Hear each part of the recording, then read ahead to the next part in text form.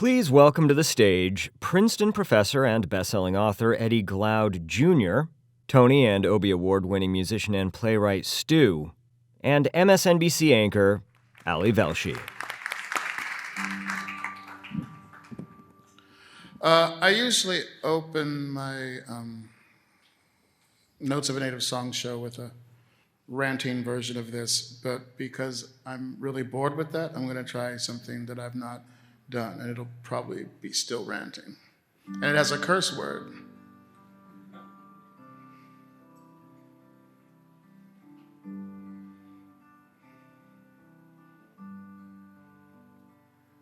I'm so fucking tired of James Baldwin.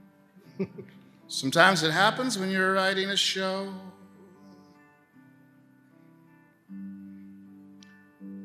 Yeah, I'm so fucking tired of James Baldwin. Eddie knows sometimes it happens when you're writing a book or writing a show.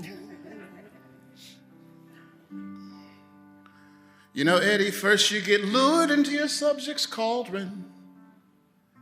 Then it gets too hot to let it go.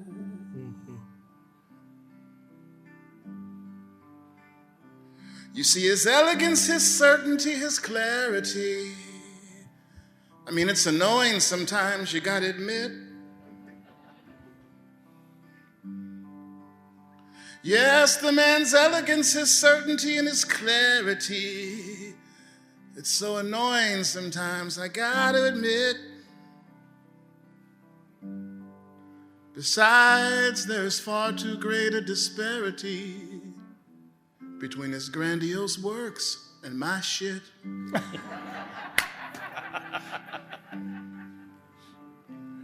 You don't know what it's like, Jimmy. You think you know everything. You don't know what it's like to be fat and me, nearing 63 in NYC, looking for an affordable flat.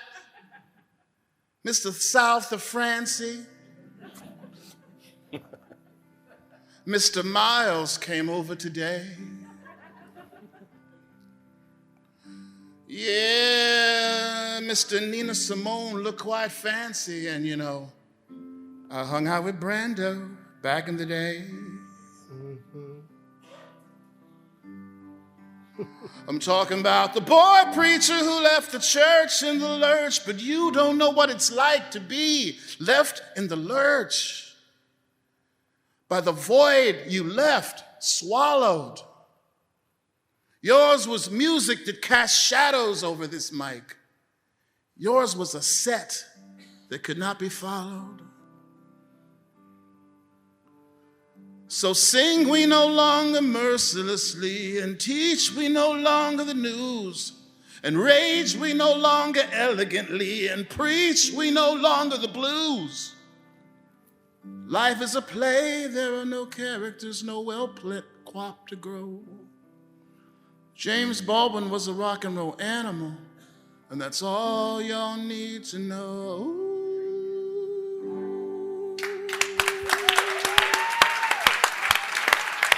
All right. Wow. This is going to be a little different. I've been involved with the Citizen and Larry for many years. Larry and I have known each other for a long time. And despite the fact that my employers are a sponsor of this, that's not why I'm here. But this is going to be very different from anything I've ever done for a couple of reasons. One is if all goes well, I got notes, by the way. I got pages of notes printed out. I got my book from Eddie Glaude with highlights in it and pages that are turned over. But if all goes well, I'm not going to touch the notes. You're not going to hear much from me. These guys are going to do the talking. And most different from anything I've ever moderated, if it all goes well, you're going to squirm a little bit. You're going to feel uncomfortable. You may not want to come back tomorrow. It's not my problem. You can't have a conversation about James Baldwin and not be uncomfortable. The whole point, in many cases, it seems, with him was to make you feel uncomfortable. And in fact, if this room, there was this gathering in 1965 or 1975 or the early 80s, it would be a very uncomfortable conversation. So uncomfortable that my old friend Eddie, who was on with me on Saturday morning, Eddie is a fantastic colleague of mine. I call him a colleague. I like to call Princeton professors colleagues. Makes me feel smart. He's been a great guest. He's more than a guest, though. He's been a friend to me, and he's really taught us a lot. Eddie, who has been an academic all his life, was scared to go deep on Baldwin for much of his career, and he's going to tell you about that. And Stu is a new friend, and I think it's going to be a good friendship. Absolutely. But these two guys have come up with something relevant. James Baldwin was a guy who's been dead for a long time, and it's weird how relevant he suddenly is to where we are in America, because when James Baldwin was talking and writing and performing, he was talking about an America in which there are truths and there are lies, and the lies are prevalent, and they are allowing us to hide behind things that we don't want to face up to. And that feels like history, except it's not. It's happening right now. So Eddie has written this remarkable book about it. It's called Begin Again, James Baldwin's America and Its Urgent Lessons for Our Own, which is the ultimate idea you can steal, by the way, like the idea that James Baldwin actually wrote and talked about all this stuff that we're going through right now. So it would be good to go back and read it. But if you, and Larry has written very well on The Citizen about what you have to think about with Baldwin. But if you don't have the time or the inclination to read all of James Baldwin's writings, if you haven't done so yet, read Eddie's. And Stu's going to do this weird thing where he's going to just drop into song every now and then as his answers to all this. So I'm actually going to push back a little bit. I'm going to back out, and I'm going to start with you, Eddie, because I think for those of us who have not immersed ourselves in James Baldwin, why is he relevant now, and why are we having this conversation tonight? Well, first of all, it's such a delight to be here with you, to be gathering together. And before we say another word, we need to have a moment of silence for the 800,000 plus people who are not here.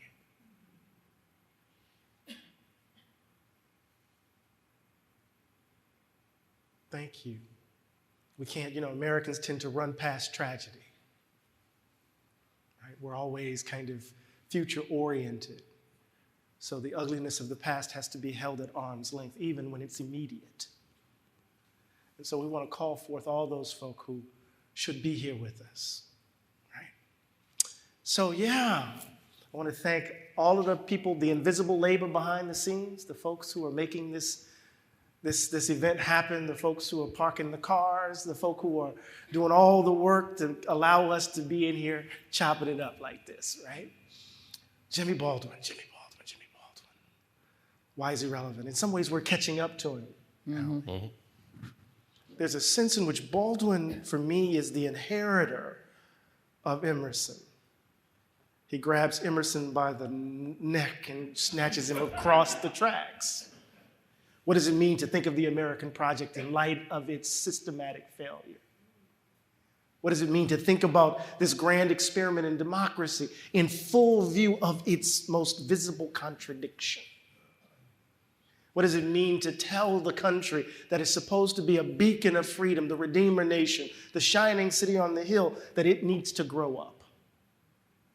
That it wallows in a kind of adolescence that allows it to be willfully ignorant about what it's doing and what it has done. So Baldwin, from the very beginning, this boy born in Harlem. He wasn't born in Sugar Hill, y'all. He was born in the hood, August of 1924. Had stories running around in his head. Wasn't a very good student. This queer young boy who had to deal with the fact that he was the object not only of violence of his stepfather, his father really, he never called him his stepfather, right? But the object of violence of people who preyed upon him as he made the transition from Harlem to Greenwich Village. This guy who really thought that he could imagine himself in the most expansive of terms, only has a high school degree. Understood that if he stayed in the United States, that he would end up like his father. As he said in The Price of the Ticket, either he was going to kill somebody or somebody was going to kill him. Because the daily cuts of American racism, of white supremacy, how it tried to limit the way in which he conceived of himself. So in 1948, he had to bolt. Just give him the background. This is what, he had to leave, and he said he would leave. He said he could have gone anywhere. Baldwin was lying. He knew why he went to France. Richard Wright was there. Chester Himes was there. There was a black expat community there. And in France, without really a dime in his pocket, this boy born in the hood imagined himself to be, created himself into becoming one of the greatest writers the world has ever seen. So not only do we get Go Tell It on the Mountain, finished in the Swiss, bottom of the Swiss Alps, you get notes of a native son, inspired notes of a native song. Just think about it. The second novel written in 1956 was Giovanni's Rome. When I interviewed Angela Davis for this book, she said in so many ways, he was out there by himself. You write a same-sex love story in 1956. This man was courageous enough to speak the truth to the country about our failures, to come to terms with the fact that there's a lie that sits at the heart of what we do. In 1964, I'll shut up after this. Please don't. He wrote a piece entitled, The White Man's Problem, right? He says, The White Problem, he says, and I'm paraphrasing him here. The country was founded, right? These people thought they were founding a democracy, in effect. And they had to tell themselves that they had to do something with these slaves, these chattel. And so they had to tell themselves that it wasn't a crime. Because if it wasn't a crime, then if they didn't commit a crime, then there was no moral wrong. And then he says, this is the line I'm trying to quote from the piece. That lie is at the heart of our present trouble. The fact we had to tell ourselves that these folk were not human beings, because if they were not human beings, then no crime would have been committed. And the entire apparatus that has been built to deny that fact haunts the country. And Baldwin's corpus, it seems to me, and we'll talk a little bit more about this, of course, forces the nation to look at itself squarely in the face, straight no chaser. Perhaps that's why, he has to be rediscovered. We have to catch up with him because he tells the truth about who we are, right? And I say this not, and Baldwin didn't say it by way of kind of condemnation, right, in some ways, but what are the conditions for us to grow up to actually become a vibrant democracy? We have to tell the truth about who we are and what we've done to release ourselves into a different possibility. ... So much in between.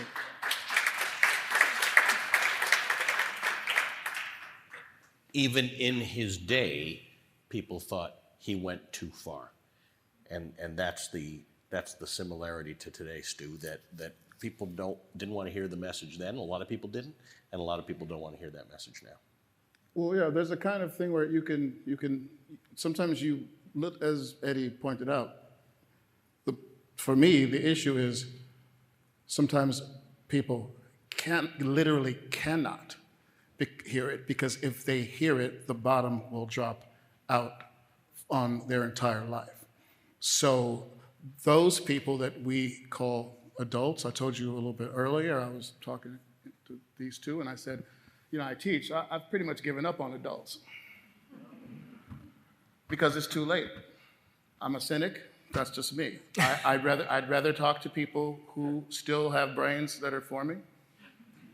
I'd rather talk to people that don't have money that makes them feel uncomfortable about maybe doing something to a system that might cause them to have less money, or have their grandchildren and great-grandchildren and great-great-grandchildren who are supposed to have millions also. It might make those people rethink. Those people can't hear certain things. My students can hear it. Not only can my students hear it, they can go back to their parents and say it, and then piss all you all off. Because the students, the young people, have not had it beaten out of them yet, the idea that maybe something different will work. Because they have us by the short hairs, because all they have to do is look at our system and say, what the hell can you guys tell us? You're telling us we're naive, you're telling us we don't know anything, but what can you actually tell us? The 10-year-olds right now know what time it is. And I'm not exaggerating. You know, I don't teach 10-year-olds because that's a real job. I teach college. But you take the Flatbush bus through Brooklyn, B41, and you used to hear children talking about Trump. Kids, because they hear the trickle down from their parents. And one of them said on a bus, when Trump came in, he said, all y'all, and he was talking about everybody on the bus, black, brown, white. He said, all y'all voted for Obama. And everybody said, yeah. And then he said, and y'all voted for Trump. And they were like, and then he said, this system is a sham. Because this 10-year-old saw it as, you give me Obama, and it's my best black friend that I never had, and then you give me Trump. And the kid just looks at it like, well, this is what the system delivers, right? What kind of system delivers this and then delivers that? And then you start trying to explain the details, and then you realize that you're like Ozzie Nelson in a very bad version of Ozzie and Harriet, but you can't really explain. He said, is the system a sham? And I'm the radical, right? I'm supposed to be the crazy rock and roll radical. And this 10-year-old looked at me and he said, is this system a sham? And I was like, damn, I'm in that dad moment now. I'm stuttering now because I don't know what to tell the 10-year-old. Is the system a sham or not? So, yeah, what Baldwin does is speaks crazy super clearly to the young. And then they go home and they look at their parents and they get served. They serve it to their parents. And like Ali said, it gets uncomfortable. I hear the stories. I want to read something from the conclusion of Eddie's book, and then I wouldn't mind you playing something, because I think it might make sense out of this. Eddie writes, over a lifetime, Jimmy left us with a roadmap to travel toward a better country, a better world. When you read him, no matter the intensity of his anger, remember that because there was a lot of anger, no matter the intensity of his anger, he keeps you from free-falling into despair in the face of the country's betrayal. He holds off the conclusion that you should throw your hands up in defeat and accept the world as it is. Mm-hmm. Baldwin didn't stick his head in the sand. Hope isn't found there, only our peril. Instead, he ran toward the trouble, the terror, and the fear because he understood that facing it honestly was our only possible path to salvation. Quote, if you're scared to death, walk toward it.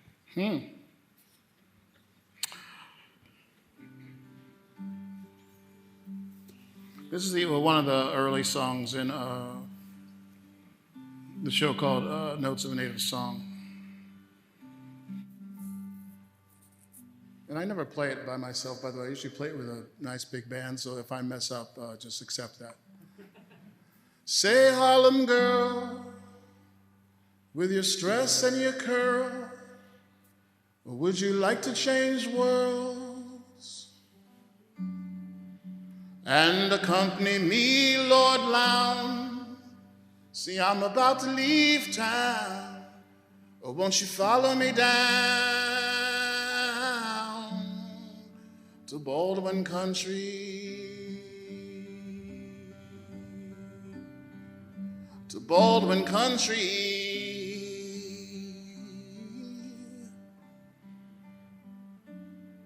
Yeah, you think we're there, but this ain't the place. It's not a zip code, it's a look on your face.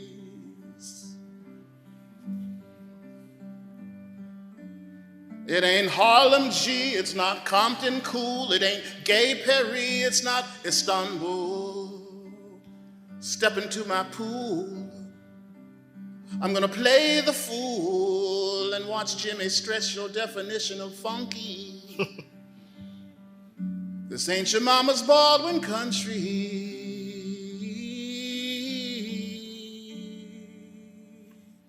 Yeah, you first learn the myth of Bessie Smith on a sad turntable as soon as you're able. Eddie knows what I'm talking about. Yeah, he first learned the myth of Bessie Smith on a sad turntable as soon as you're able. And then he said, you remember? But can you remember? Did you forget to remember? Are you too innocent to remember? Will you cease to remember? And do you have the courage to remember?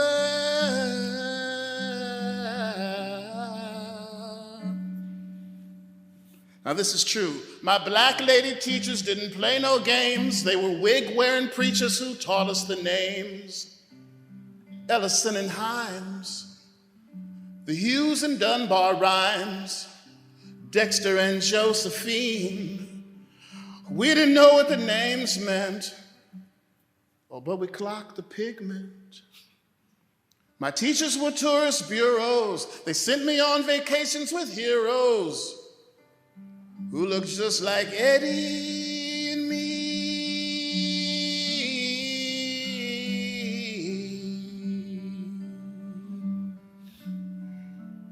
Hey, Mrs. Markham and Mrs. Medeiros, I wish that you were here to hear this. Y'all sisters did me right. You gave me a candle through this long American night. Said more than son, good luck. You know, you taught me like you gave a fuck. You said there's beauty in this ugly world. Go out and find it, and I was hurled. You told me black love could not fail, and so I raised my sail.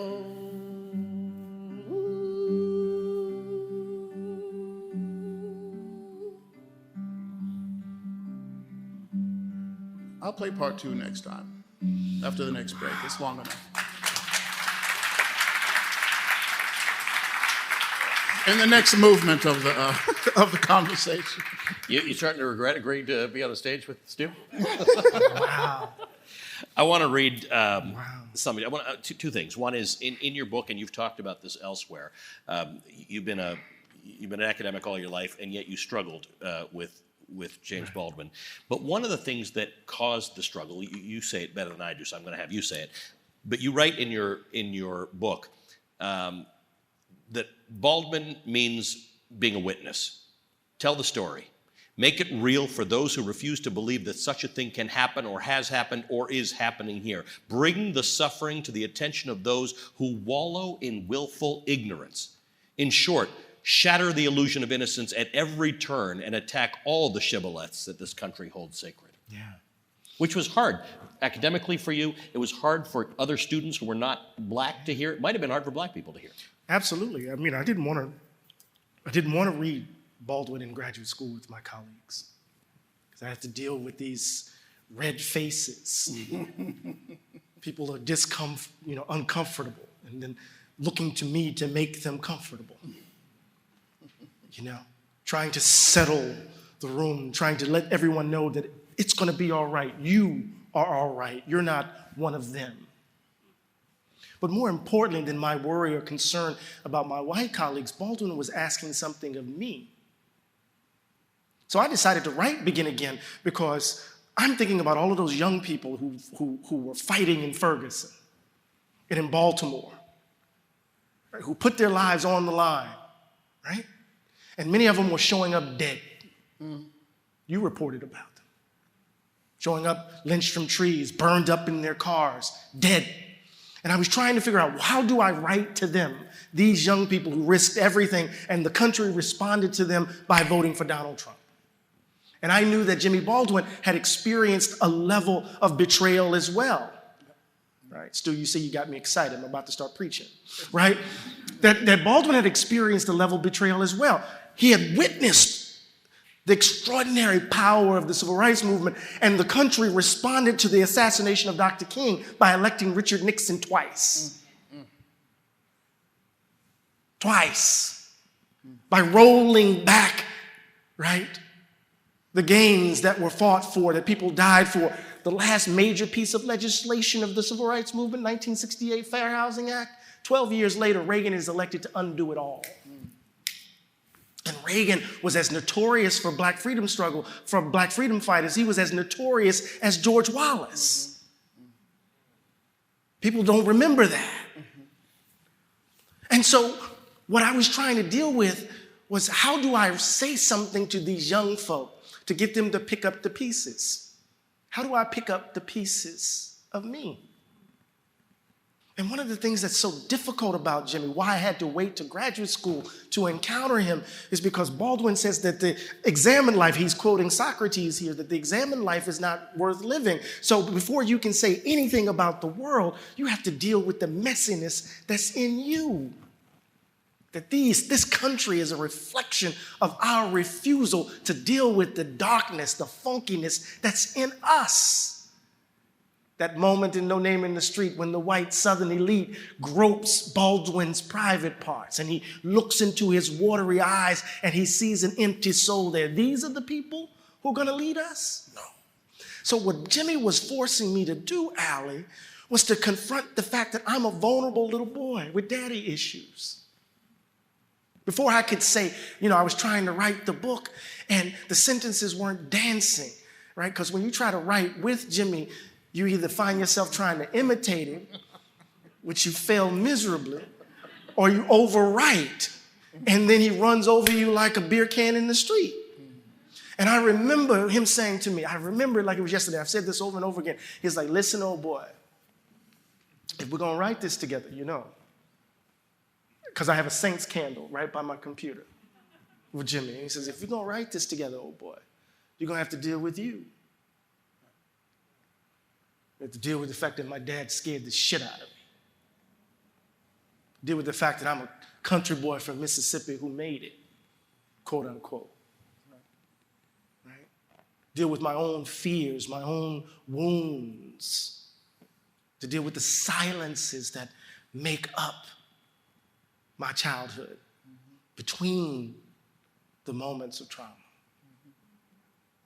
And so not only am I dealing with red-faced colleagues who are uncomfortable, I'm dealing with what Baldwin's asking of me as a precondition to say anything about the country.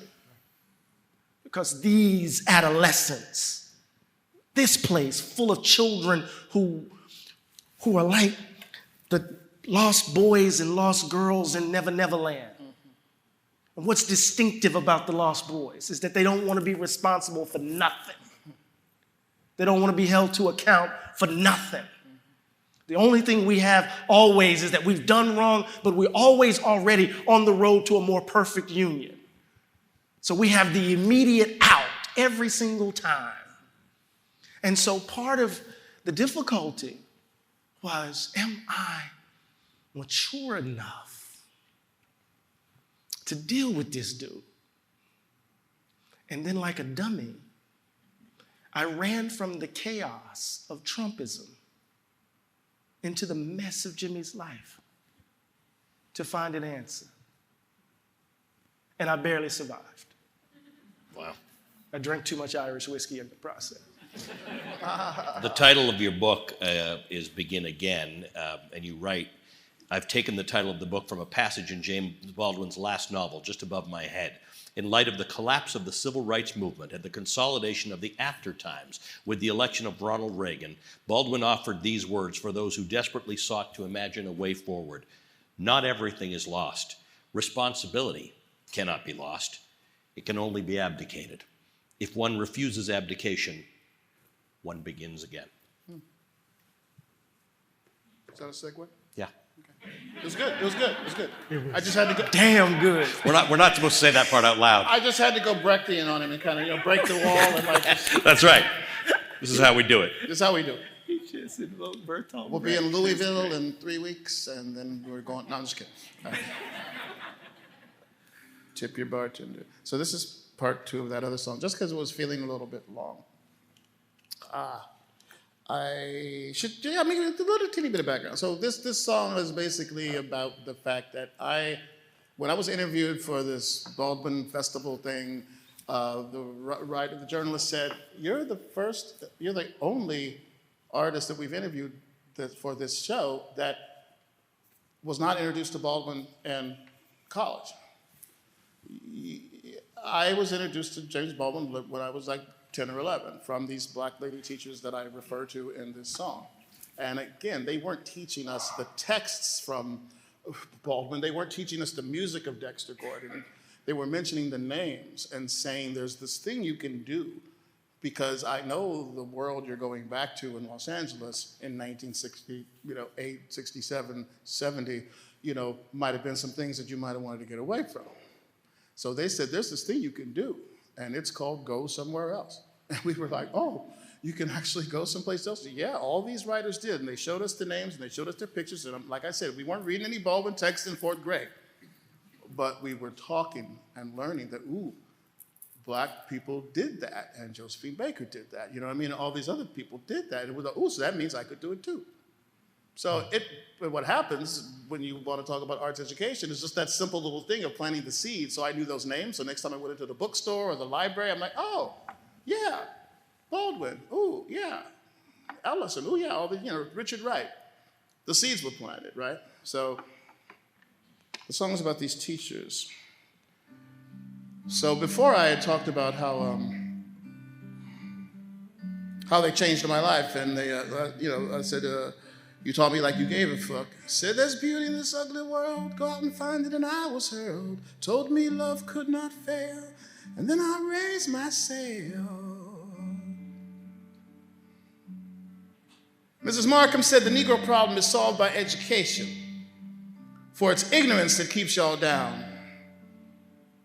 But yo, Miss Markham, once I started thinking like an educated Negro, guess what? They don't want that Negro around. So when love meets truth, there's a lot to forgive. It's not a safe space, but it's where we live.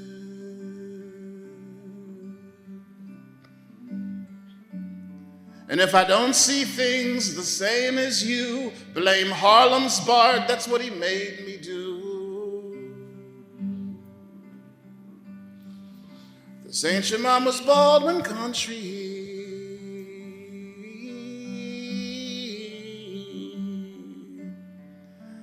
No spotless heroes, no great moments in Black nobility. I'm here to rescue Queen James in the name of punk and eros from the chains of respectability. From the chains of respectability.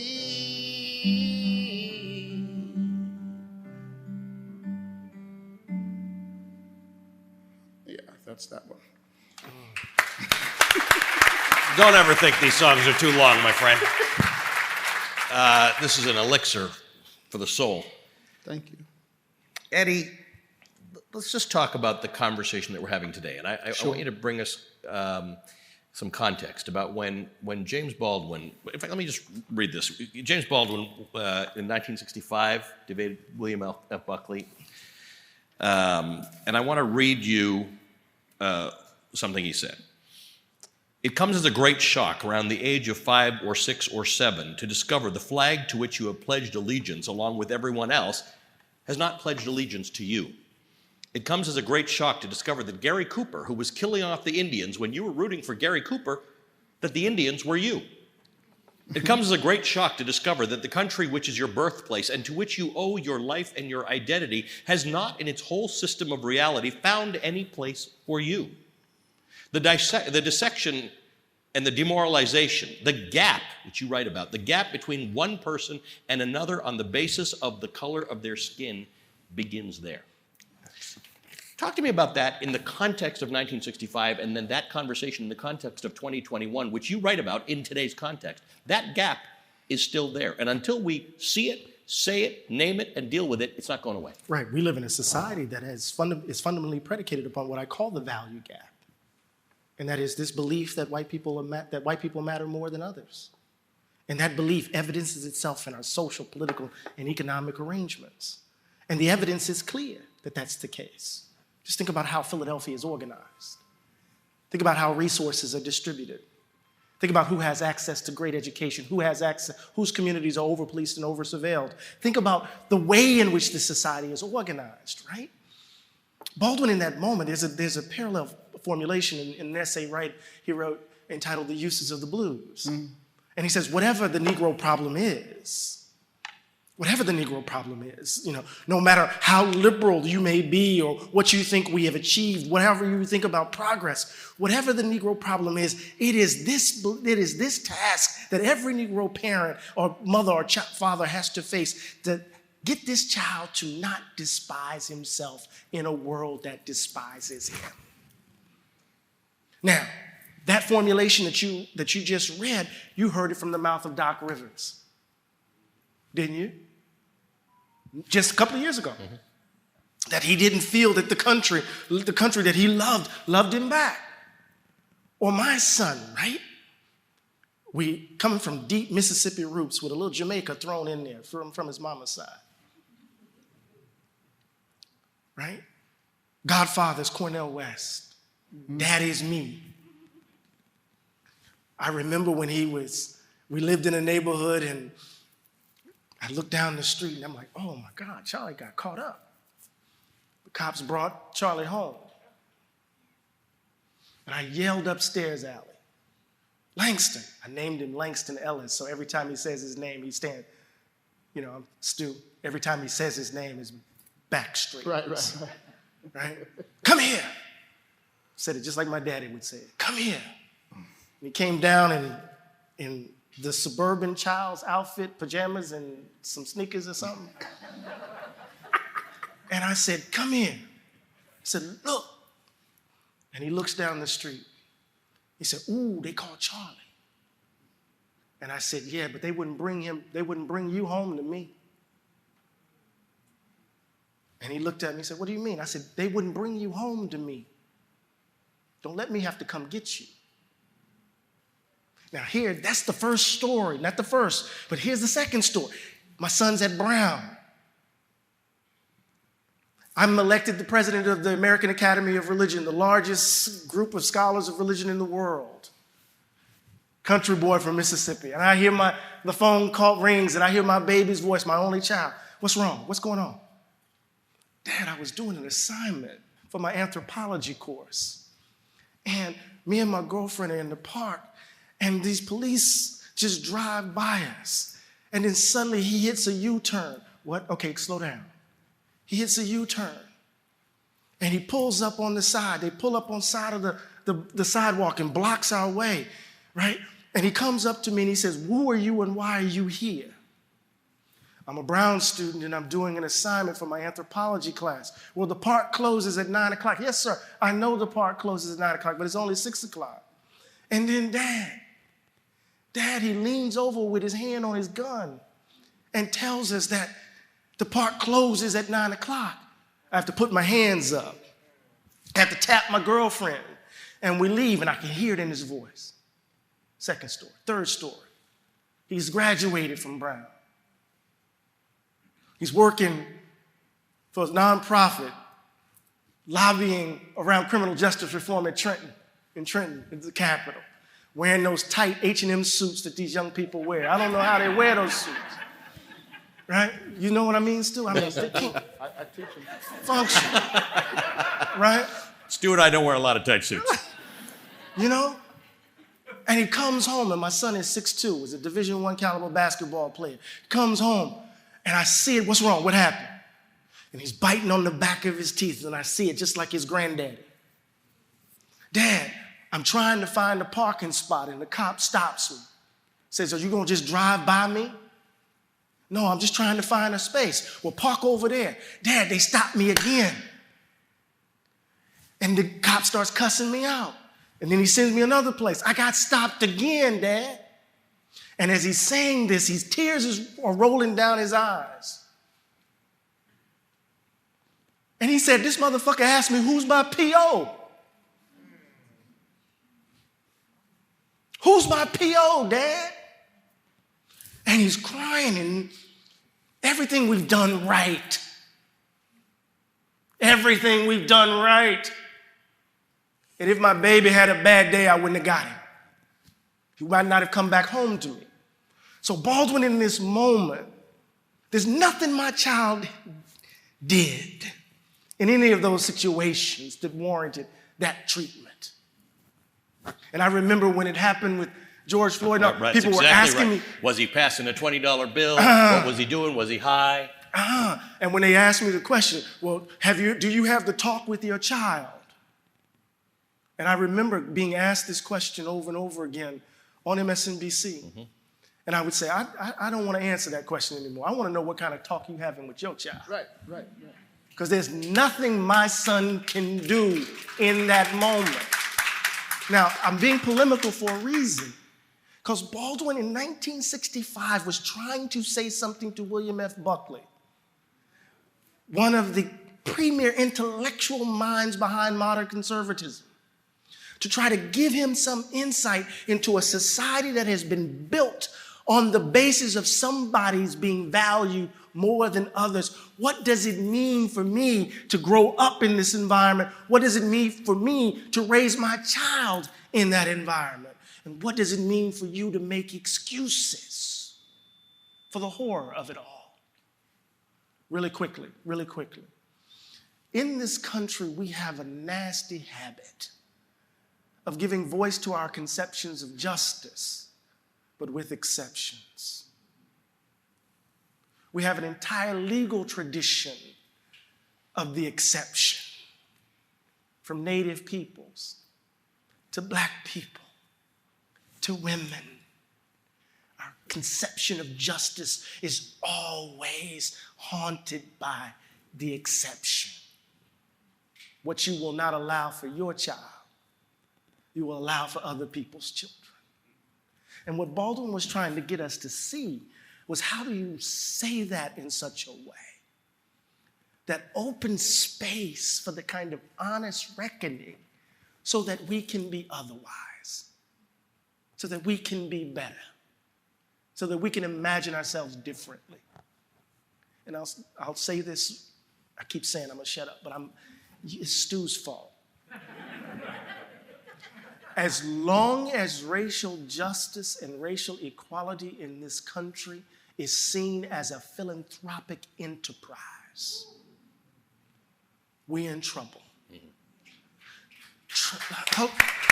And I learned this from Baldwin, and I learned it from Martin King. I was just reading a wonderful conversation that King had with rabbis in March of 1968, where he was making this point. We tend to think of the loud racist as the problem, the Trumpist as the problem. And of course they are. But that's kind of American melodrama. That's all my children. I just dated myself. But as long as you believe that equality is something you possess to give to me, then we're in trouble. Baldwin wants to insist, and I agree with him, that equality is not your possession. It never was. And until we break the back of this charitable orientation to racial justice, and that's not the Trumpist problem. That's our problem. Until we break the back of that, then y'all are gonna ask, have we gone too far? That's right. Which gets asked a lot. You see the difference? You see the move? And then we dial it back. Yep. And we find ourselves right back on the hamster wheel. And another generation has to deal with the pain. And we're in that moment of dialing it back right now. Ordinarily, I would say that's a tough act to follow. Yeah, well, the thing is, though, this cycle, it's funny, I made a note that said there's an industry in this country built around the idea of social change, an industry. The only problem is that it seems that the people in that industry are actually not dedicated to fundamental social change. And I would hope that there would be more people that are dedicated to fundamental social change. And what I mean by fundamental is radical. I would hope they would have been more on the bill tomorrow than there seemed to be. I think this cycle that we're talking about, the thing that you so express so well, Eddie, and the thing is about when they talked about you being the moral center or what have you. My students, I don't know if yours talk about, my students talk a lot about emotional burden and intellectual burden and political burden. And what the more radical students in my world, and what I am also thinking about, is how do I stop laboring to make all of you believe something that I honestly don't think, just given a quick glance, I don't think a lot of you, like I said, as they say back in where I live, y'all ain't ready. and I don't think you're going to be ready. Now, you can prove me wrong, and I hope you do.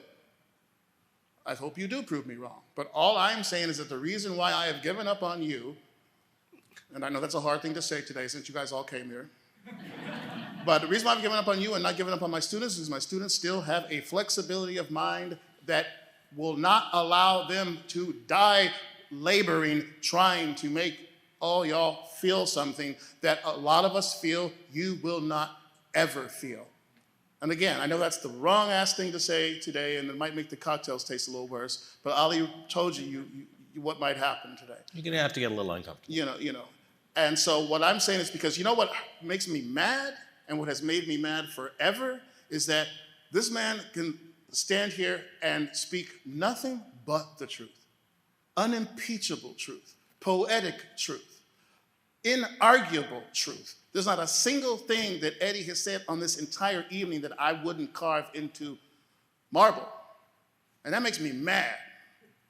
Because if it can be carved into marble, it's some deep shit that everybody needs to look up at and go, oh, okay. You know, it's like I thought it was all over when the man said, don't judge people by the color of their skin, but by the content of their character. How do you walk away from that? And it also, by the way, is really poetic. You know how he used the consonants, color of the skin, content of the character. He was a poet as well, but that's another thing I teach. My point is, I get weary and mad because you're working.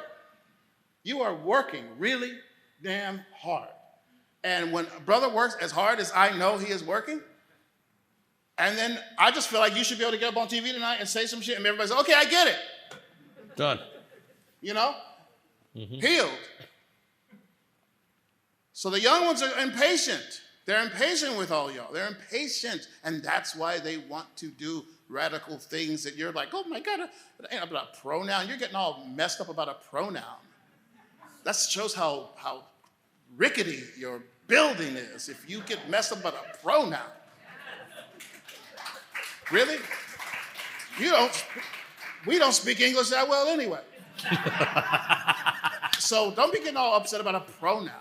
I'm just saying, it gets to me. It gets to me because people have been laboring like this gentleman forever. See, I take the easy road. I just sing songs.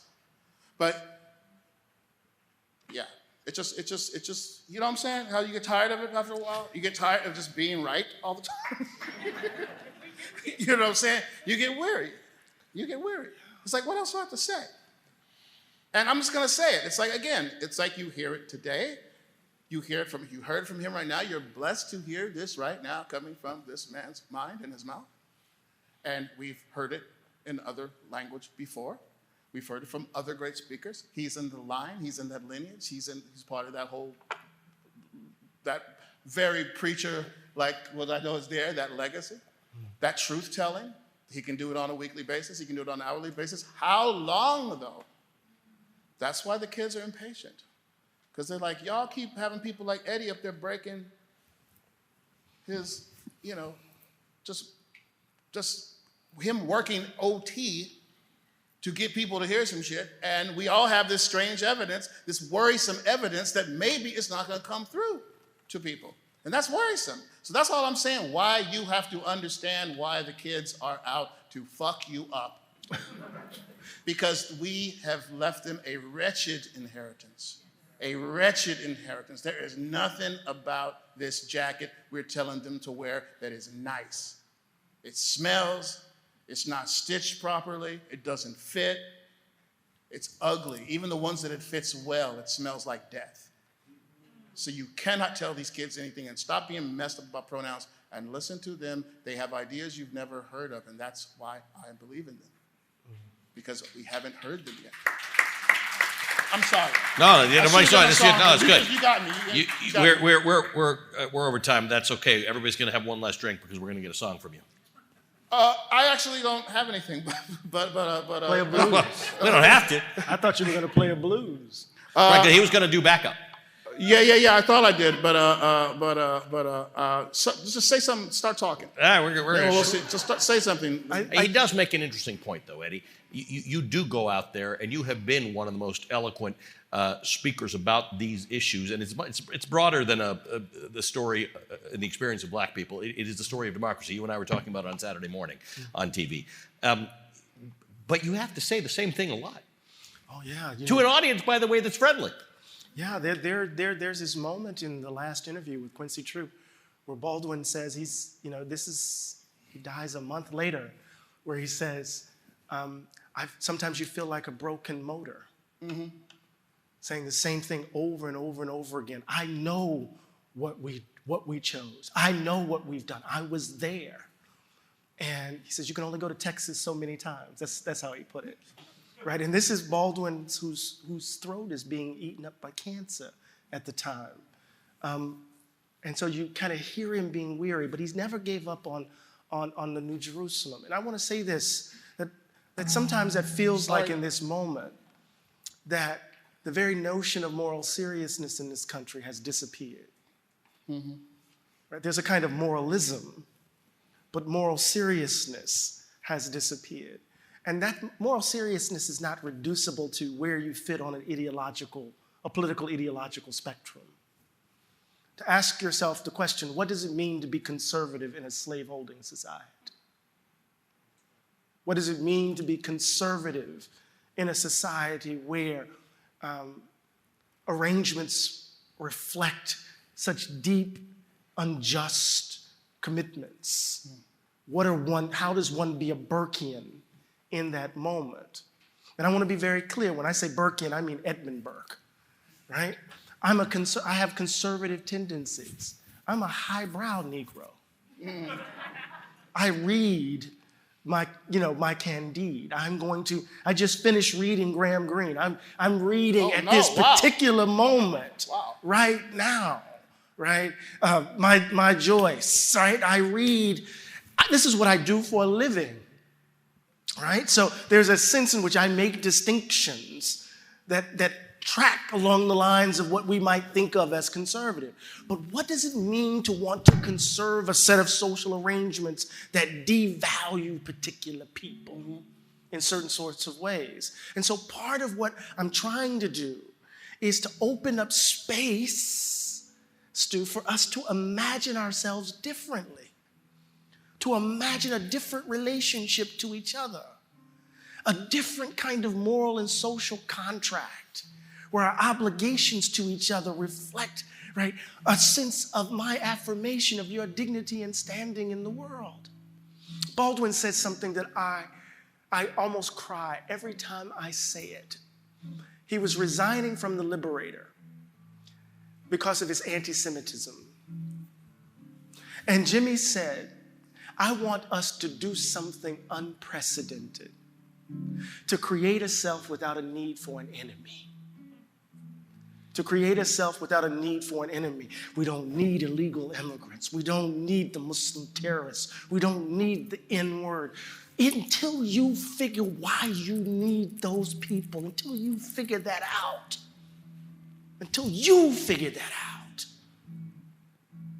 right? We will find ourselves back here on this hamster wheel. I have never been the N-word, Jimmy said. I've never thought of myself as the N-word. The question is, why did you need the N-word in the first place?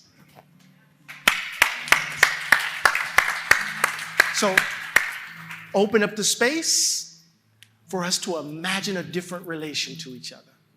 And that's a moral issue with political implication, not a political issue with moral implication. It's the other way around.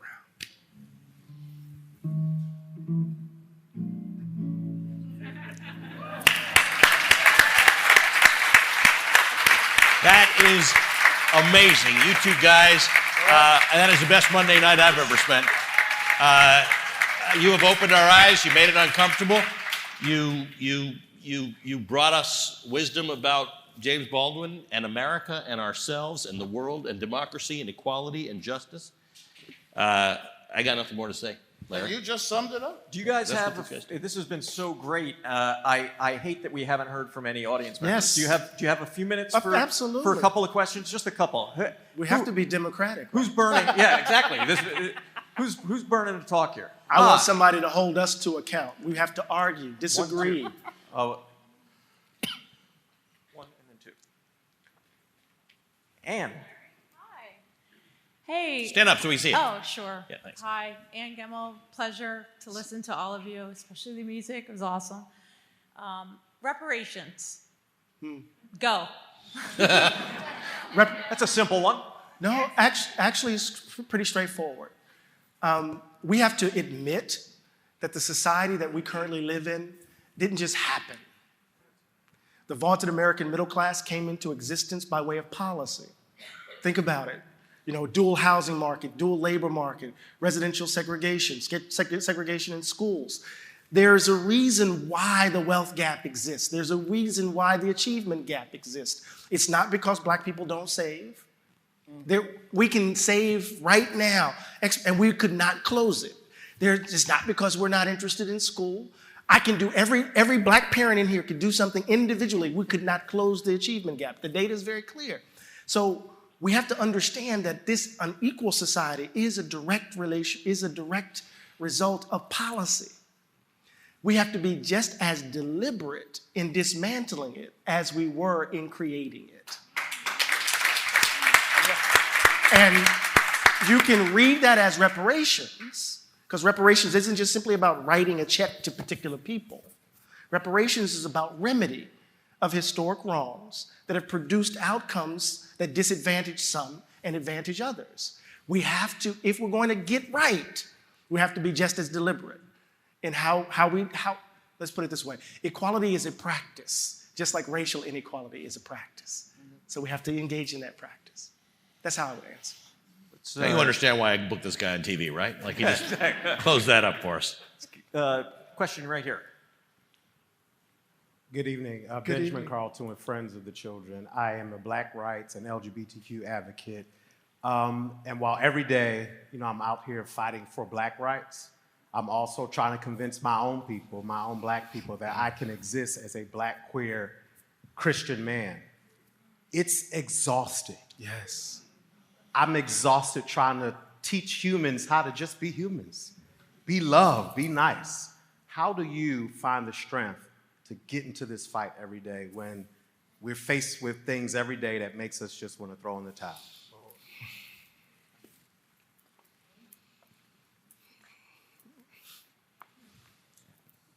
I drink too much. No, to be honest with you, Doc, I don't know. Sense of calling, sense of calling and what it means to risk oneself, People, you tell people that you live with death threats and folk are like, clutch their pearls,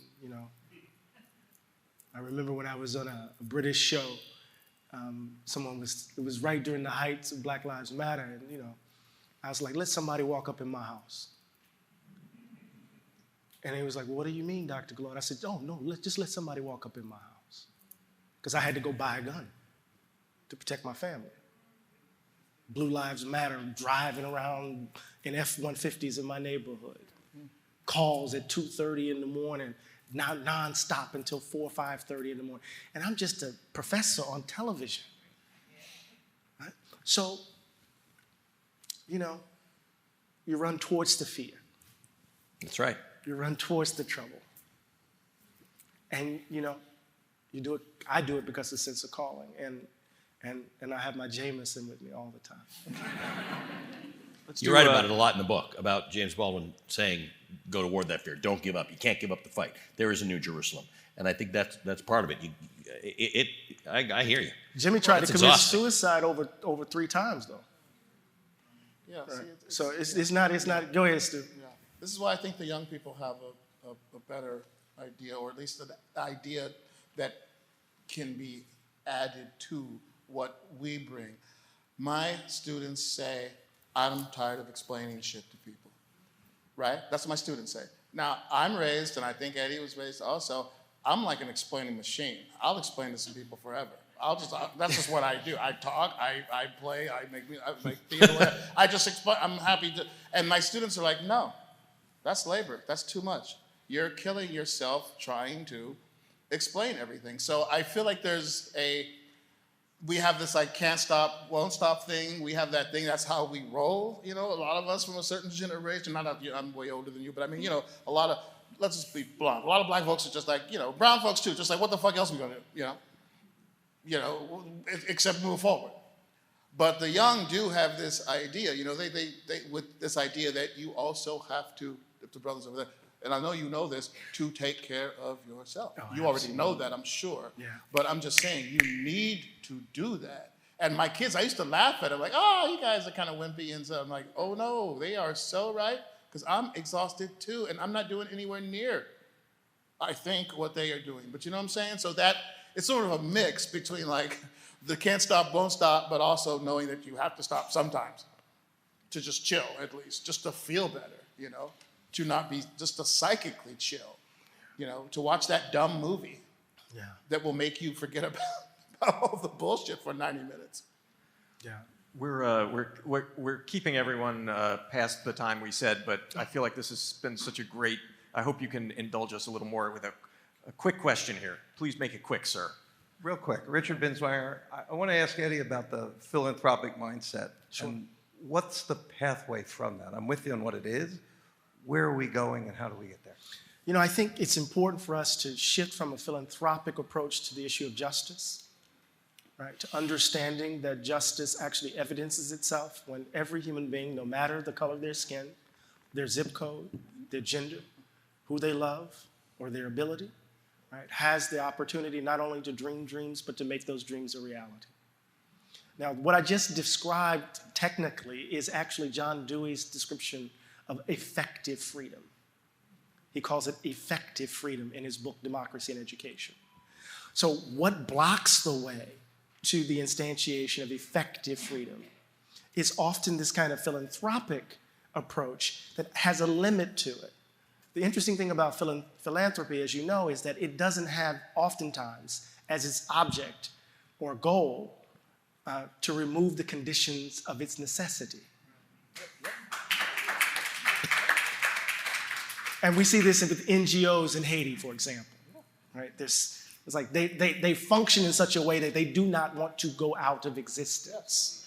And so we need to have, I think, a more robust conception of justice.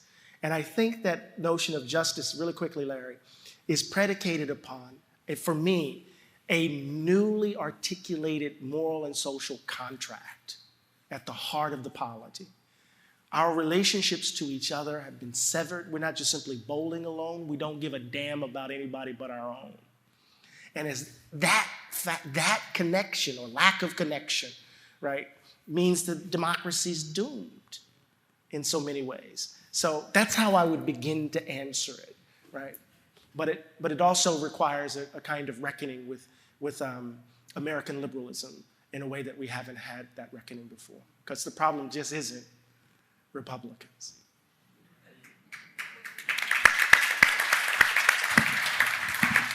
We're gonna Definitely not. There's definitely more problems than just them, yeah. The Democrats are a problem as well. We're gonna go out, but two things. One is, Eddie, there's, after the, Ali and I talked about this, after the Arbery trial, the prosecutor didn't mention race until the closing argument. And there is a thought that's come up of late that maybe we're talking about race too much, and that's Exhibit A, right? That we got to the right result by not muddying the waters by making it about race. What's your response to that? And secondly, Stu, if you're taking requests to lead us out, would you be able to do Black Men Ski? No. Oh, that's not on the list tonight? No. All right. That's my favorite Stu song, so sorry. Check it out on YouTube. It's on YouTube. But Eddie, what about that? An analogy If a marriage is predicated upon a lie, the love that has sustained you over decades is revealed to have at its root a lie. And if you think ignoring it will salvage the marriage, then you've sealed your fate. Part of what it means to grow up involves confronting, at least to me, confronting that which has deformed you, disfigured you. Ignoring race, how can I put this really quickly?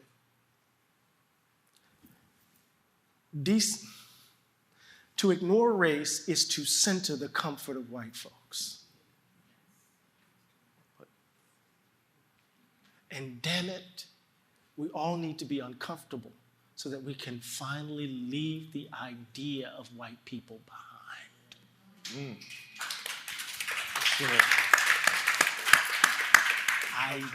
Idea of white people behind. Remember, Jimmy makes a distinction.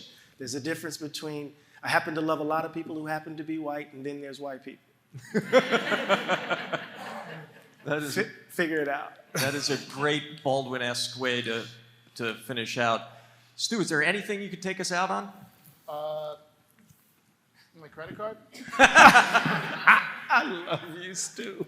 Nothing. Like no. All I have is really. You can really strum a little while we're walking out to our I have drinks. very mean-spirited notes that I made on the way down. You got something loving, though. I know you do.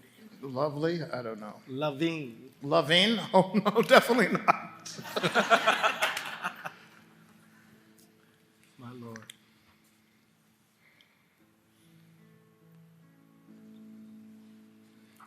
Oh yeah.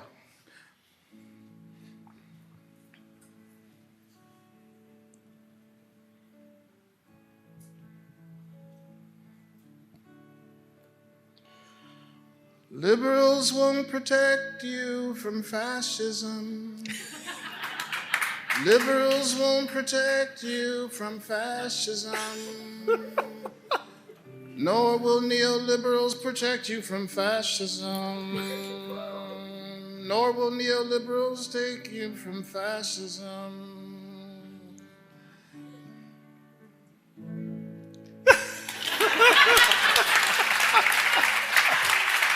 Thank you so much, guys. This has been awesome.